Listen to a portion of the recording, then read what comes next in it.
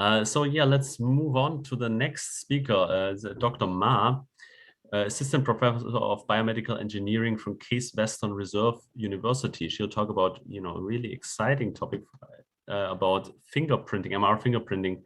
And my understanding is, I haven't heard of this before, I must say, although dealing with MRI images in clinical basis.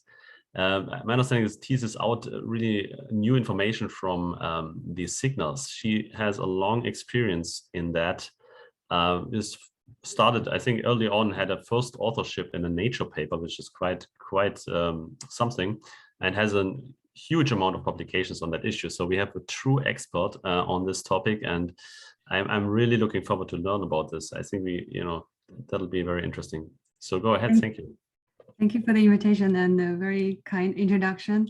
I think if John can give a talk without showing MR, maybe I can give a talk without showing AI. I have a less amount of AI in my talk.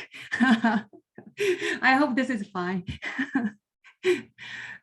So today I'm going to talk about MR fingerprinting, which is a totally different topic as the previous two speakers, but hopefully I can provide some information that showing that there's still a lot of opportunities of using this for, of course, for AI as well. So, I start with MR, clinical MR. The true benefit is that MR is able to generate very great tissue contrast or structure information of the tissue. So these are three most common contrast images from MR measurements: T1 weighted, T2 weighted, and flare. And one limitation of this, we call it qualitative or weighted image, because this image only provides this relative contrast among different tissues. But this contrast may change once you change the acquisition settings. Different scanners may have different confounding factors, may change the contrast. Because of this large variation of the contrast, the diagnosis mainly rely on comparing the contrast difference among different tissues. So it's more of a subjective evaluation by radiologists. Another challenge is that because these settings can change largely in different sites, this is also very challenging for MR protocol standardization, because any little change may change the contrast. So if we look at this more of a image-based decision support tool, starting from there are three main components, I believe. So the first component is how do we generate images? So here is more of a MR weighted images here. The second step, of course, to do image analysis or pre-processing or harmonization. And the final step is to use more of a machine learning or deep learning based method to extract the information from the image and, of course, do the clinical decision support. So it has been reported that there are large variations in each of these steps. So starting from the image generation step, as I mentioned, the different scanners may create different contrast. Sequence design, we have tons of different sequences that are able to generate so-called T1 weighted images. So by using different sequence, you may have different contrast. Acquisition settings, for example, TR, TE, flip angles, there are dozens of settings on one MR protocols. Once you change this, the contrast may change. Again, all these contrasts are dependent on the timing. All of this will change the contrast. So although we will be able to get T1 weighted, for example, from different sites, as we can see from the first speaker's example, the T1 weighted contrasts are totally different from three sites. Second step is the image analysis. So here we want to harmonize all these images from different sites. Of course, we can do normalization, discretization, for example, upsampling, downsampling, and the intensity correction here is mainly used to correct for the intensity inhomogeneity due to the field imperfections. Although there are a lot of ways of doing data harmonization, this may also introduce variations or low reproducibility because different groups may have different preference. And finally, it leads to the model building. It is well known that there is a concern of low reproducibility and low generalizability of the trained model. For example, the model trained in one site may not be applicable to another site. So this is the main challenge if we look at the entire pipeline.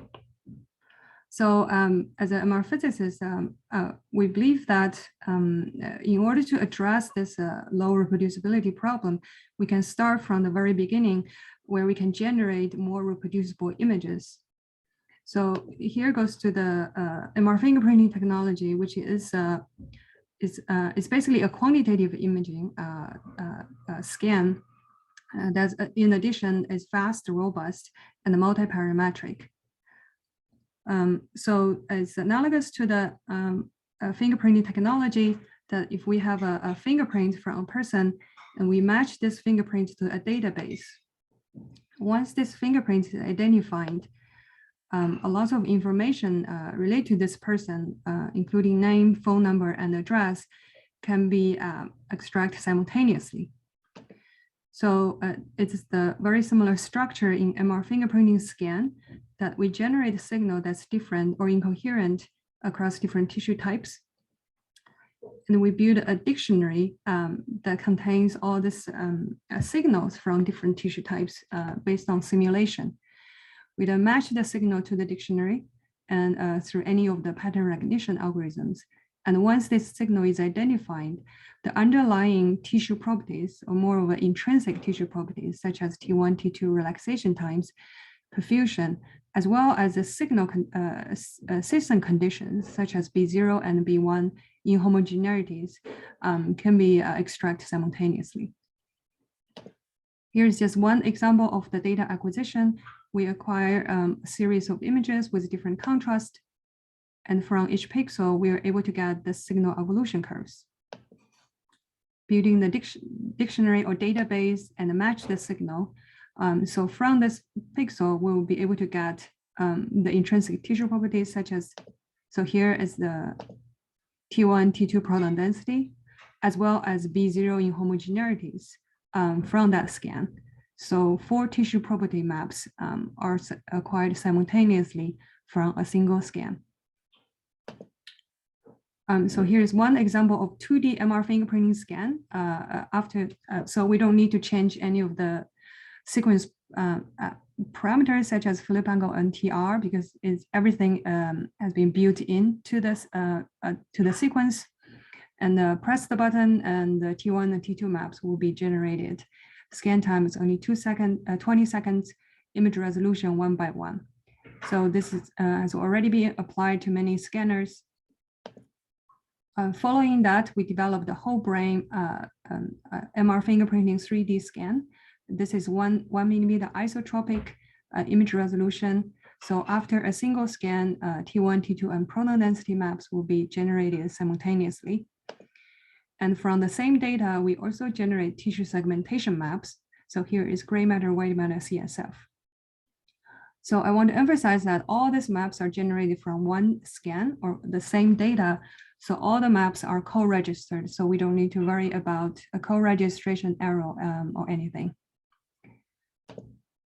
So of course, it's in the AI session. I want to add some AI. So my colleague has been trying to develop a deep learning based MR fingerprinting mapping to improve the mapping time and to reduce the scan time. So here is one example from my colleague, Dr. Yong Chen.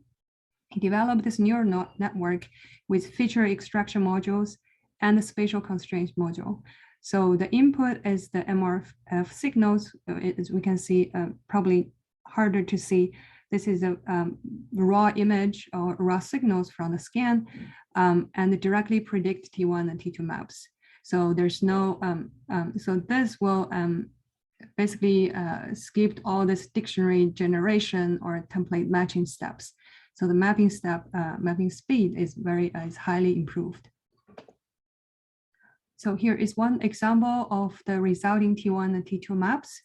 Again, 3D MR fingerprinting scan with 1 millimeter isotropic image resolution, comparing conventional GRAPPA plus template matching method versus GRAPPA plus deep learning.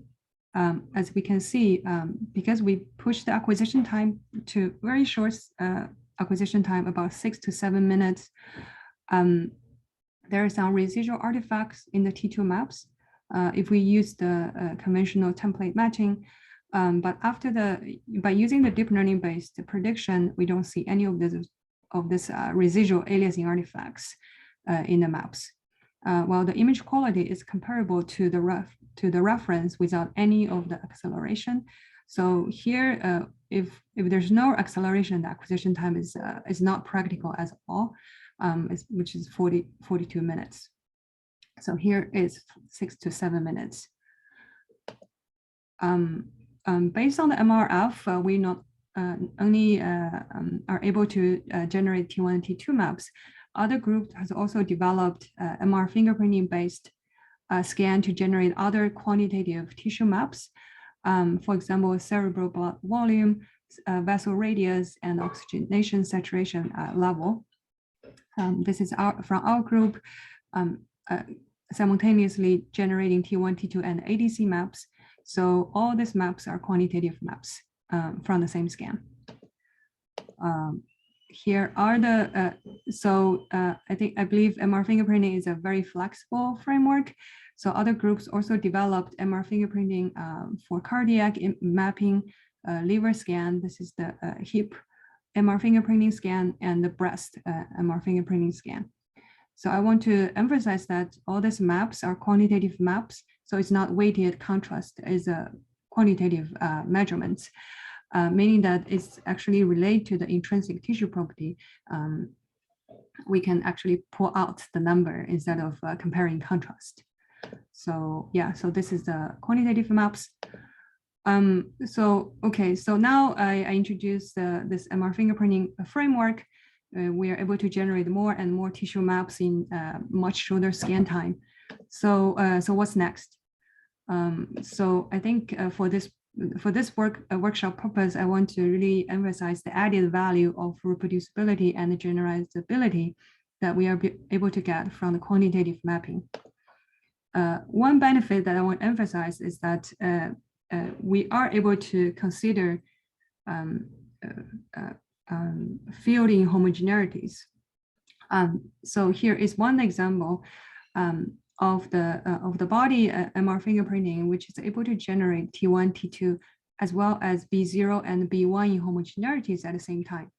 The good thing for this is that because we consider the field inhomogeneity into the model, the resulting quantitative maps are much less sensitive or affected or not affected by the field inhomogeneity, meaning that we don't need to intensity correction or anything in the post-processing. We can skip that step. This is another example translating MR fingerprinting to ultra-high field. Again, because B1 inhomogeneity was considered into the quantification, the resulting T1 and T2 are not affected or much less affected by this inhomogeneity.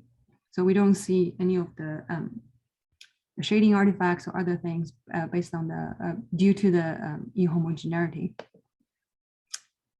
Another benefit, because it's the model-based, we found that MRF is much less sensitive to motion. So here is a comparison between the motion corrupted data between the T2 weighted image and the T2 maps. So again, these are the no motion case. And once we add 20% of the motion, we can clearly see those artifacts in the resulting T2 weighted images, but we don't see any of those artifacts in the T2 maps. This is also motion robustness that will facilitate better image analysis as well. So in terms of reproducibility, I'm quoting this one example of the reproducibility study published in Radiology. They scanned 10 healthy subjects in 10 scanners with different models and across 4 different sites. The reproducibility of T1 is only repeatability is only 2 to 3% variation, while T2 is also 3 to 8%, which is very high, which is very great. Low variation, high repeatability. Reproducibility is at the same level. Again, these are the intrinsic T1 and T2 maps. Can those more reproducible maps contribute to to the downstream analysis as well? So here is one paper investigating the reproducibility of volume estimation based on the MR fingerprinting maps. Again, they were able to get very high reproducibility of those volume estimations as well. So here, a quick summary. We introduced the quantitative maps.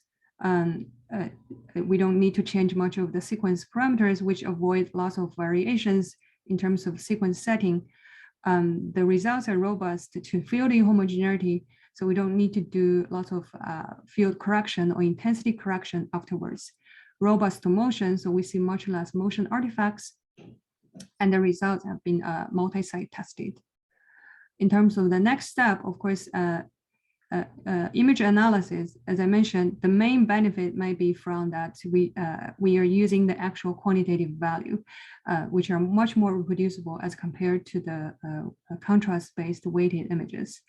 And because this is because the high robustness, we don't need much of the pre-processing, for example, normalization and the intensity correction.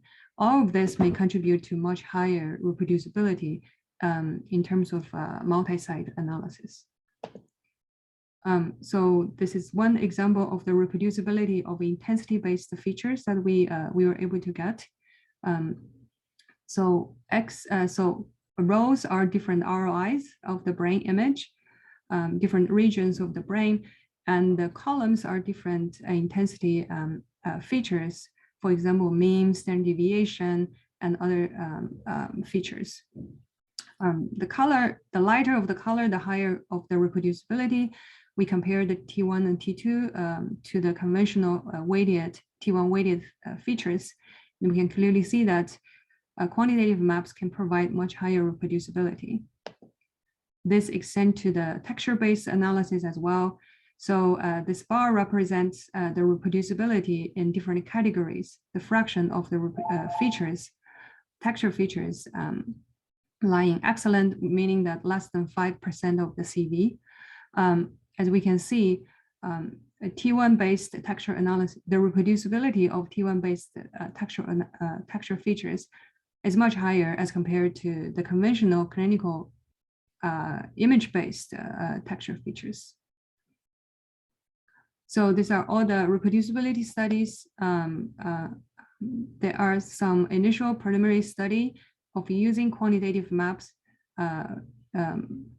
plus the image analysis to the machine learning prediction of the survival rate in the brain tumor.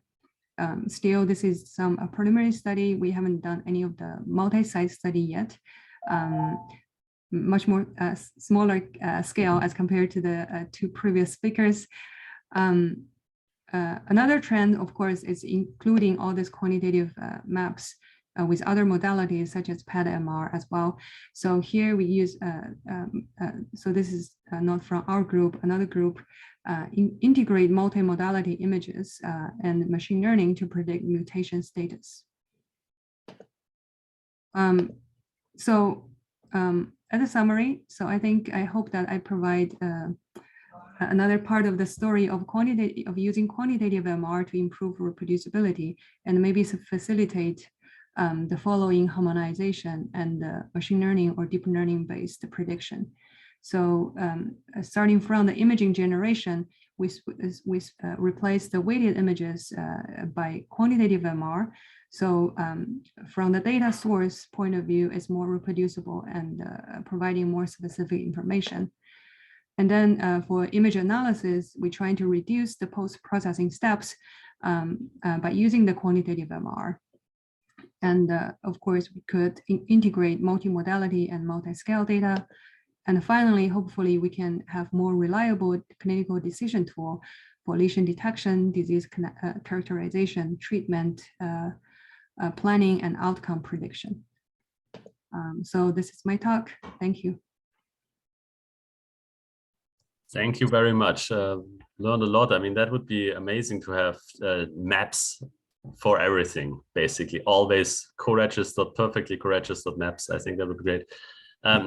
Here's a question in the chat from Sanam Asili. Thank you for the great presentation. How is the reproducibility for fingerprinting for the abdomen? And then second part, and what about the robustness between different vendors and coils? That's a good question. So abdominal imaging is more challenging. Of course, it has more of the motion-related effect. I believe there is a study recently published in Radiology estimating the reproducibility of breast imaging, breast MRF. So that's the but it's, of course, is the is less of the challenging as compared to the say liver or other organs. But I guess this is the published publication I know. We haven't. It will be optimal if we estimate the reproducibility across vendors. But so far, I see reproducibility of from different vendors separately. So all the vendors report very high reproducibility, but it will be great if we could have a multi-vendor study to estimate reproducibility. All right, cool. Davis, do you have any thoughts? Or anybody else in the audience, of course. Feel free to speak up and unmute if you want. I had one question. So if I've and maybe this is more a check of my understanding as well, because my MR physics is poor, I would say. But so if I've understood, then you have for each pixel you have a or each voxel you have some kind of signal that's being matched to a signal in a dictionary, and in terms of the size of the dictionary that you're using, how do you choose that? And are there any trade-offs in the size of the dictionary you choose in terms of, if you choose, maybe you choose a smaller dictionary and you get faster results, but a lower bit depth or something like that or am I thinking about that in the wrong way? No, totally right. You are totally right. There is a balance between the dictionary size and the computing time. And the memory, of course, the more of the tissue parameter you want to consider, the larger of the dictionary size. And at some point, it's already we already have a few cases or a few projects that we're not able to generate a full dictionary at all because it's too big. So that's why lots of methods have been developed. For example, of course, AI that kind of replace the dictionary, because the dictionary, we know exactly what the signal would look like. So you can basically train a dictionary to do the matching process. There's also other method, for example, stepwise, like the tree steps. First have a coarse dictionary to have a first estimation, and then going deeper to the finer details. Yeah, there are other ways, data compression and dictionary compression, but now is more on the AI base, just directly skip the dictionary. Got it. And if I could just one other question, and all of this is implemented in pulse sequence programming, right? So there are no hardware modifications at all that need to be made to the scanner. As long as you can program a scanner, you can implement this on your home scanner. Yeah, it's basically a sequence design. So there's no requirement of the hardware. We of course have to consider the hardware limitation in the sequence design. But yeah. Cool. Thank you so much. Yeah, there's a question in the chat from you soon. What pre-processing steps do you find important for the radiomic analysis? Big topic, because yeah, that's hard sometimes to normalize these studies. What are your pre-processing thoughts on that? I think it's quite interesting. It's quite a great question, and I actually thought about this a lot. That we actually don't need normalization because it's quantitative value. There is a ground truth. In terms of the intensity correction, I know that a lot of methods try to apply the intensity correction because they want to correct for the field inhomogeneities. Because in the typical T1 weighted image, we see some intensity variation, not due to the actual physiology, but because of the field inhomogeneities. So for the MR fingerprinting, we have the field correction. So ideally, the resulting T1 and T2 are less affected by those field inhomogeneity, which means that you're already corrected. Discretization, I know that for radiomics, there are lots of flavors of doing bin size or other things. I think this thing can be similar, but because we know, because it's quantitative values, we know what's the sensitivity of the MRF scan. So we can actually make the step size smaller than the sensitivity. So we don't do arbitrary bin size at this point. So there are lots of ways to reduce a lot of, I don't want to say arbitrary, but those options. The basic benefit of quantitative MR is just that we know the absolute range.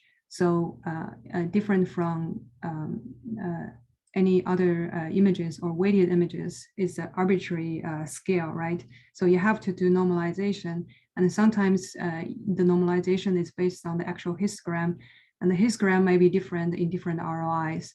So that introduces a lot of variations. So I believe this can be beneficial too. Thank you so much for this discussion. Thank you.